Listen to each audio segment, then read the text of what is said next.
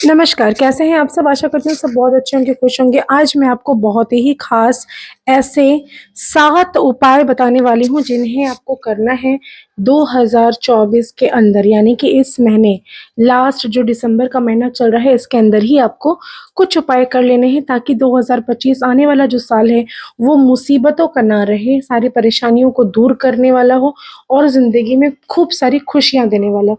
तो कौन से ऐसे खास उपाय हैं, चलिए बात करेंगे। लेकिन उसके पहले एक छोटा-सा निवेदन, अगर अभी तक आपने मेरे और आपके दोनों के यूट्यूब चैनल को लाइक नहीं किया, शेयर नहीं किया, सब्सक्राइब नहीं किया तो ज़रूर करें।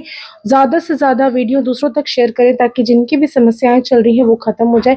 इसके अलावा आप अगर मुझे इंस्टाग्राम, फेसबुक पर देख रहे हैं तो वहाँ पर भी मुझे फॉलो करना बिल्कुल ना भूलें। तो चलिए बात करते हैं कौन से ऐसे खास 5 उपाय हैं, 7 उपाय हैं जिन्हें आपको करने ही चाहिए 2024 के अंदर ही अंदर, ताकि 25 में किसी भी तरह का ऑब्स्टेकल्स आपकी लाइफ में ना आए। सबसे पहले बात करेंगे कि ये समझ लेते हैं 2025 क्या है। 2025 जो है वो हमारे मंगल जो है उसके अधिपत्य हैं, जो कारक है वो मंगल है। 2025 को अगर हम कैलकुलेट करते हैं तो आता है अंक 9। तो आपको 2 चीज़ें समझ जानी है। जो भी व्यक्ति जिसको ऐसा लगता है कि उसकी लाइफ में प्रॉपर्टीज़ को लेकर काफ़ी सारे झमेले चल रहे हैं, काफ़ी सारी चीज़ें उथल-पुथल हो गई हैं, प्रॉपर्टीज़ नहीं खरीद पा रहे हैं या नहीं बेच पा रहे हैं, तो उनके लिए तो उपाय मैं बताऊँगी, क्योंकि मंगल का जो साल है ये बहुत कुछ देने वाला और आपका मंगल अगर सही नहीं है तो बहुत कुछ लेकर जाने वाला भी हो सकता है। तो आपको सब कुछ बैलेंस करना है, तो उसके पहले ही कौन-सी खास चीज़ें आपको कर लेनी है। 2024 में सबसे पहले बता दूँ, अपने घर को साफ-सुथरा आप कर लीजिए, पहले से ही वेल डेकोरेट कर लीजिए। घर के बाहर आपका जो मुख्य द्वार है वहाँ पर चौखट जिसे हम कहते हैं, चौखट जो है उसकी सफाई करना शुरू करें। हर दिन का रूटीन कर लीजिए कि उसको साफ करना है, क्योंकि कहा जाता है कि चौखट पर नरसिंह देव का वास होता है।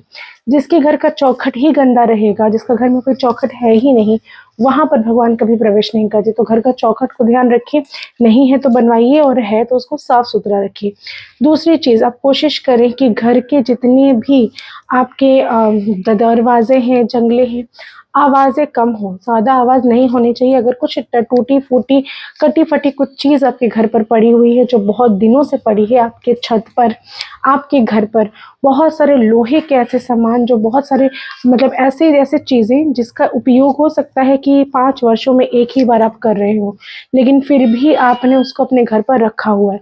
तो आपको वो सारी चीज़ें क्लियर करने की आवश्यकता है, सारी चीज़ों को घर से बाहर निकालने की आवश्यकता है, लाइफ़ को थोड़ा हल्का करने की आवश्यकता है। अगर आपको ऐसा है कि आपके घर पर आपका खुद का घर नहीं है, आप किसी तरह से रेंटेड हाउस पे रहते हैं, तो भी आपको इन सारी चीज़ों का ध्यान रखना चाहिए।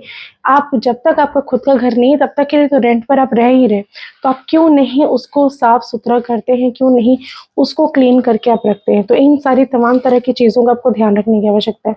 उसके बाद अगर अभी तक आपने कोई प्लांट नहीं लगाया, कोई पेड़-पौधे अगर अभी तक नहीं लगाए, तो ये लगाने की आवश्यकता है। चाहे वो तुलसी का ही क्यों ना पौधा हो या फिर सार्वजनिक जगहों पर जाकर भी पौधा आप लगा सकते हैं। ऐसा करने से जैसे-जैसे पौधा बढ़ेगा, वैसे-वैसे आपकी ग्रोथ बढ़ेगी, तो ये चीज़ करनी आपके लिए ज़रूरी है। इसके अलावा आपको अपने घर के जितने भी कैलेंडर्स हैं जो कि पुराने हो चुके हैं, कई समय मैंने देखा है कि घरों पर पुराने-पुराने कैलेंडर्स लगे रहते हैं, क्योंकि उसमें भगवानों की तस्वीर रहती है, लेकिन कैलेंडर भी रहता है। आप तस्वीरें काट के लगाइए वो अलग चीज़ है, लेकिन कैलेंडर्स जिसमें पुराने डेट्स हैं, उनको दया करके हटा दीजिए, क्योंकि पुरानी चीज़ें नहीं तो फिर आपकी लाइफ में नहीं नया कुछ नहीं होगा।